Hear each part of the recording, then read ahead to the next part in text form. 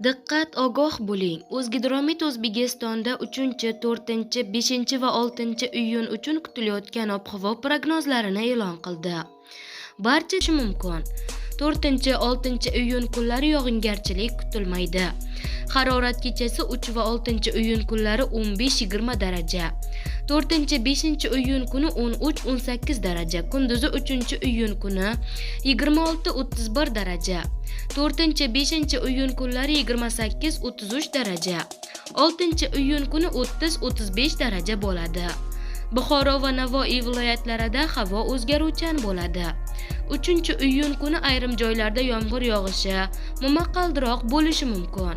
4, 6 iyun kunlari yog'ingarchilik kutilmaydi. Harorat 3 iyun kuni kechasi 20-25 daraja, kunduzi 33-38 daraja.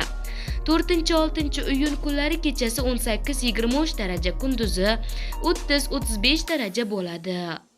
Toshkent, Samarqand, Jizzax va Sirdaryo viloyatlarida havo o'zgaruvchan bo'ladi.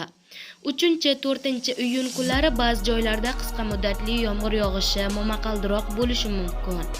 5, 6 iyun kunlari yog'ingarchilik kutilmaydi. Harorat kechasi 18-23 daraja, kunduzi 3 va 6 iyun kunlari 30-35 daraja.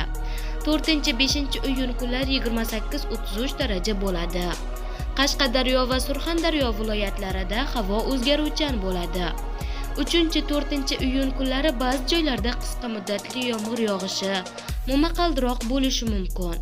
5, 6 iyun kunlari yog'ingarchilik kutilmaydi. Harorat kechasi 18-23 daraja, kunduzi 33-38 daraja bo'ladi. Andijon, Namangan va Farg'ona viloyatlarida havo o'zgaruvchan bo'ladi. 3, 5 iyun kunlari ba'zi joylarda qisqa muddatli yomg'ir yog'ishi, momaqaldiroq bo'lishi mumkin. 6 iyun kuni yog'ingarchilik kutilmaydi.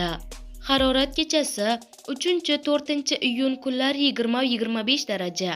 5, 6 iyun kunlari 17-22 daraja, kunduzi 3 va 6 iyun kunlari 30-35 daraja. 4, 5 iyun kunlari 28-33 daraja bo'ladi. Respublikaning tog'oldi va tog'li hududlarida havo o'zgaruvchan bo'ladi. Vaqti bilan yomg'ir yog'adi, momaqaldiroq kuzatilishi mumkin. Harorat kechasi 12-17 daraja, kunduzi 3 va 6 iyun kunlari 23-28 daraja.